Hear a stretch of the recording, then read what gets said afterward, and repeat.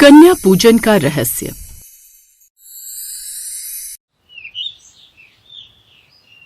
भारत एक ऐसा देश है जहां नारी शक्ति को सृष्टि की जननी माना गया है।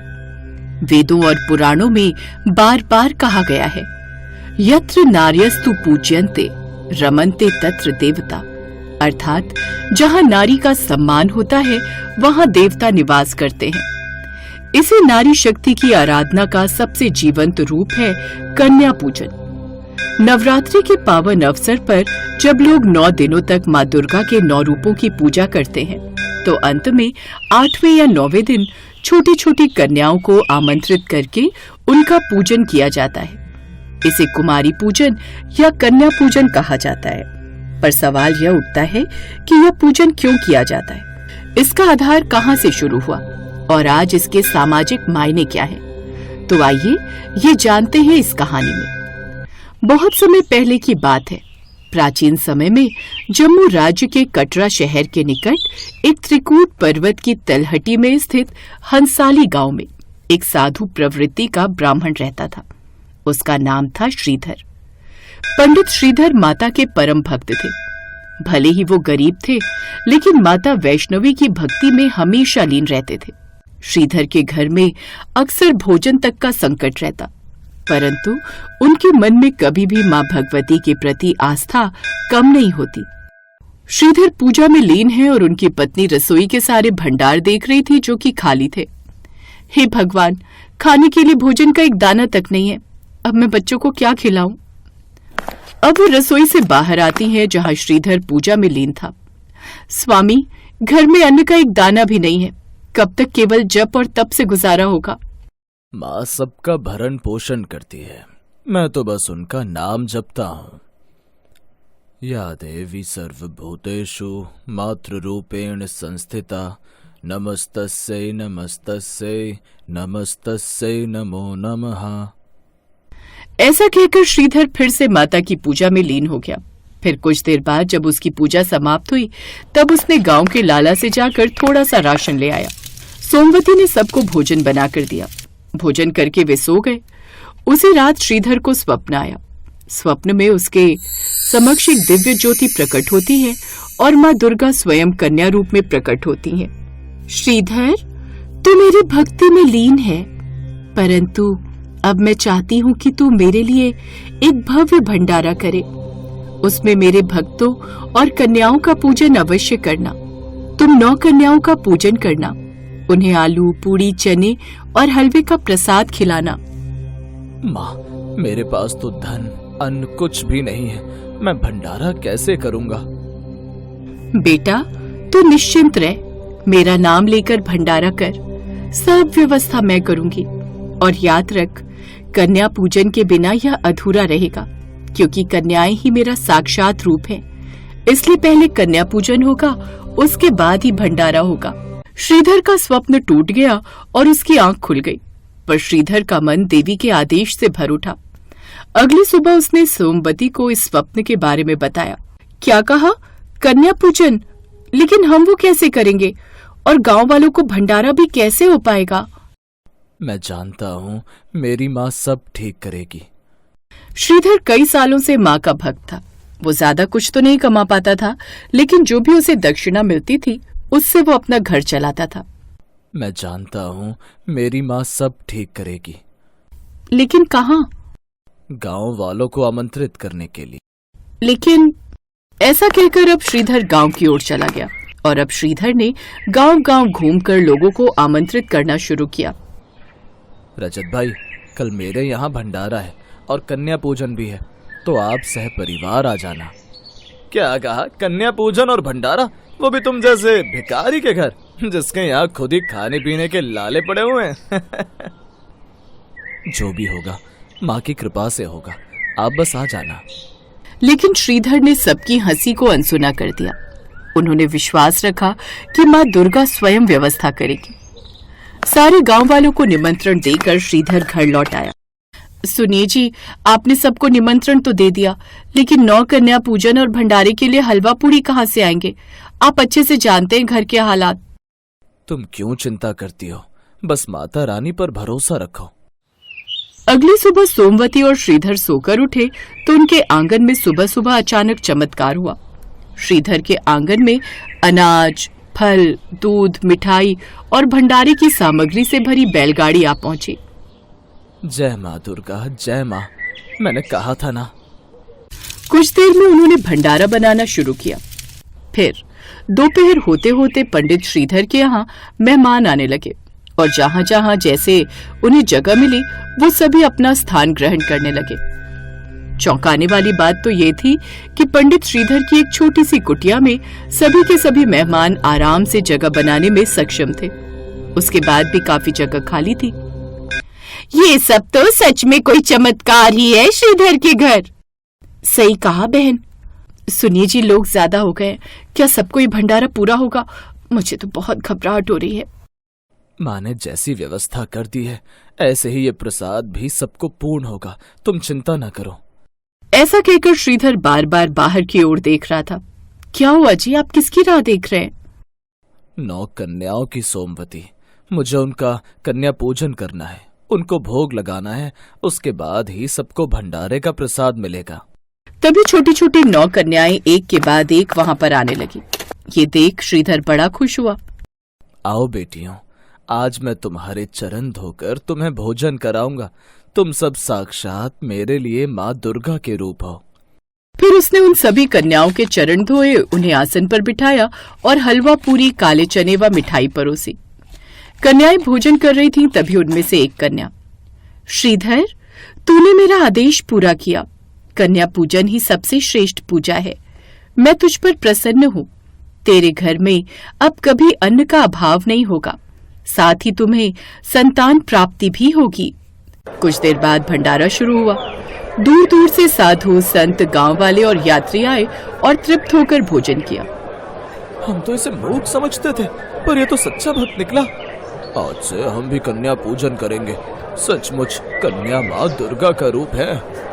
गांव वाले जो पहले श्रीधर का उपहास कर रहे थे, अब उसकी भक्ति देखकर दंग रह गए। उस दिन से पूरे गांव में कन्या पूजन की परंपरा शुरू हो गई।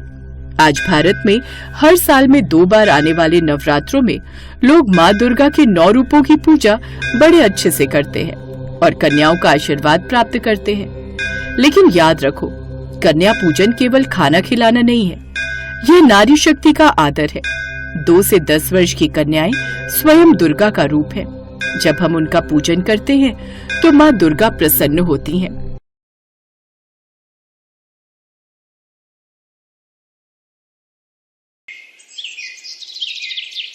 राधा को कई सालों तक बच्चा नहीं हुआ। इसी बात के लिए राधा की सास सावित्री उसे ताने देती थी। राधा माँ दुर्गा की परम भक्त थी। वो रोजाना ही माँ दुर्गा के मंदिर जाती और अपने लिए संतान मांगती। एक रात राधा को स्वप्न में माँ दुर्गा के दर्शन हुए। राधा, मैं तुम्हारी भक्ति से प्रसन्न हूँ। तुम्हारी झोली में जल्दी ही एक सुंदर बालक खेलेगा। इतना कहते ही माँ दुर्गा अंतर्ध्यान हो गई। राधा सपने की बात अपनी सास और पति को बताने लगी। उससे पहले ही सास ने राधा से ऐसा कुछ कह दिया जिस कारण राधा का दिल टूट गया। राधा, अपने माता पिता को बोल देना कि हम सुरेश की दूसरी शादी कर रहे हैं। तुम तो इस घर को चिराग दे नहीं सकती हो, इसलिए हमें तो दूसरा रास्ता अपनाना होगा। माँ जी, दुर्गा माता ने कल रात मुझे सपने में दर्शन दिए थे। उन्होंने मुझे कहा था कि बहुत जल्द मैं माँ बनने वाली हूँ और मेरी गोद में बच्चा खेलेगा। हाँ, इतने सालों में तो जैसे हमारे घर में बच्चों की लाइन लग गई हो। मुझे विश्वास नहीं है इन झूठे सपनों पर। पहले भी तुझे कई बार तेरी दुर्गा माँ ने सपने में दर्शन दिए हैं, पर अभी तक उन्होंने बच्चा तो दिया नहीं। पिछले कई महीने से तू मुझे ऐसा ही कह रही है कि तुझे माँ दुर्गा का सपना आता है। अरे सपना तो आ रहा है, सच कब होगा? माँ, इसकी बातों पर ध्यान मत दो। तुम मेरे लिए दूसरी लड़की देखना शुरू कर दो। मैं भी तंग आ गया हूँ। लोग बातें बनाते हैं कि शायद मैं ही बच्चा नहीं कर सकता, पर किसी को क्या पता कि कमी इसमें है। ये बांझ है। अचानक राधा बेहोश होकर गिर जाती है। कुछ देर बाद गांव के एक डॉक्टर ने राधा का चेकअप किया और सबको खुशखबरी दी। बधाई हो, आपकी बहू माँ बनने वाली है। क्या सचमुच हमारी बहू माँ बनने वाली है? ये तो बहुत खुशी की बात है डॉक्टर साहिबा। हम तो कब से इस दिन का इंतजार कर रहे थे। मैं अभी मिठाई लेकर आता हूँ। माँ जी, मैंने आपको कहा था ना, माँ दुर्गा ने मुझे सपने में कहा है और देखिए मेरा सपना सच हो गया। हाँ बहू, तू सच कह रही थी। अब मुझे तुझसे कोई शिकायत नहीं है। बस अब जल्दी से इस घर में बच्चे का जन्म हो जाए तो ढेर सारी खुशियां आ जाएंगी। उस दिन से राधा की सास और पति ने उसका खूब ख्याल रखना शुरू कर दिया। इधर राधा बच्चे के आने की प्रतीक्षा कर रही थी, उधर माँ दुर्गा के चेहरे पर चिंता की लकीरें देखकर नारद मुनि उनसे इस चिंता का कारण पूछ रहे थे। हे जगदम्बा, आपके चेहरे पर चिंता की लकीरें कैसी? अब तो आपके आशीर्वाद से आपकी भक्त राधा माँ बनने वाली है। देवर्षि नारद, मेरी चिंता राधा के आने वाले बच्चे के लिए है। राधा के घर जिस बच्चे का जन्म हो रहा है, वो बच्चा अपने पिछले कर्मों के कारण एक पैर से विकलांग होगा। पर माता, आप तो ऐसी अनहोनी होने से रोक सकती हैं।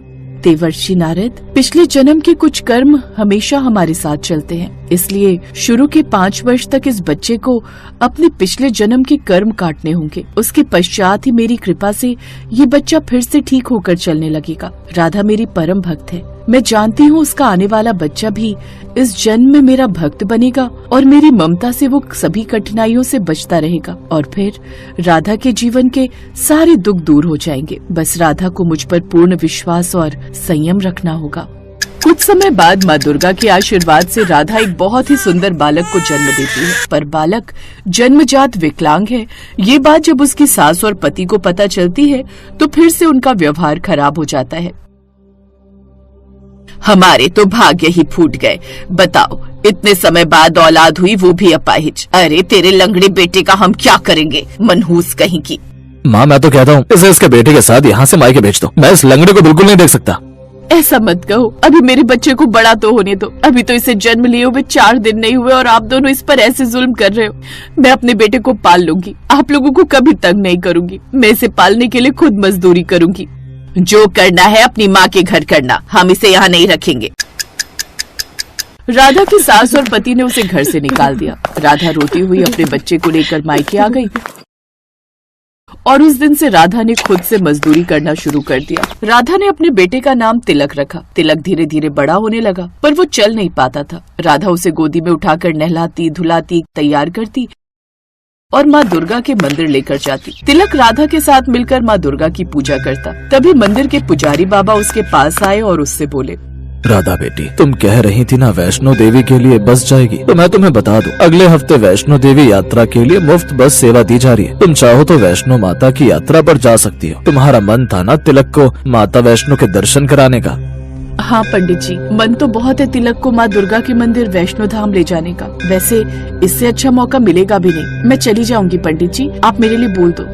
राधा बहुत खुश थी। वो अपनी माँ के साथ बेटे तिलक को लेकर वैष्णो देवी की यात्रा पर जाती है। कटरा पहुँचने के बाद वो लोग वैष्णो देवी की चढ़ाई शुरू करते हैं। कुछ घंटे बाद राधा वैष्णो धाम पहुँचती है। राधा तिलक को वहीं एक बेंच पर बिठा देती है। माँ, आप तिलक का ध्यान रखो, मैं प्रसाद खरीद लूँ, फिर हम दर्शन को चलेंगे। ठीक है बिटिया, तू प्रसाद ले आ, तब तक मैं तिलक को देखती हूँ। राधा प्रसाद लेने के लिए चली जाती है। नानी माँ, मुझे बहुत प्यास लगी है, पानी पीना है। पानी पीना है बेटा, मैं सामने नल से लेकर आती हूँ।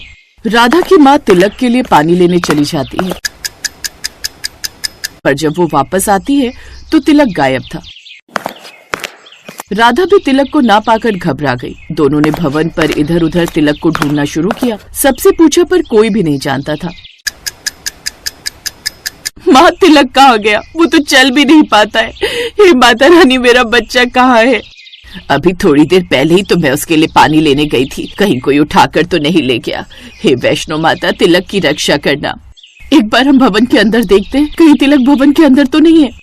राधा तिलक को भवन के अंदर ढूंढती है। तभी राधा और उसकी माँ की नजर भगवान के दरबार में चल रहे माँ दुर्गा के कीर्तन में जाती है। भक्त माँ दुर्गा के भजन गा रहे थे और एक छोटा सा बच्चा उन भजनों पर नृत्य कर रहा था। उसके गले में माँ दुर्गा की लाल चुन्नी थी। वो छोटा बच्चा कोई और नहीं बल्कि तिलक था। राधा और उसकी माँ की आंखों में आंसू आ जाते हैं। माँ दुर्गा के चमत्कार से तिलक के पैर ठीक हो गए थे। माँ दुर्गा ने जैसा नारद मुनि को कहा था, बिल्कुल वैसा ही हुआ। तिलक 5 वर्ष का हो चुका था। माँ दुर्गा ने वैष्णो यात्रा का फल दे दिया। राधा के बेटे तिलक के पैर ठीक कर दिए।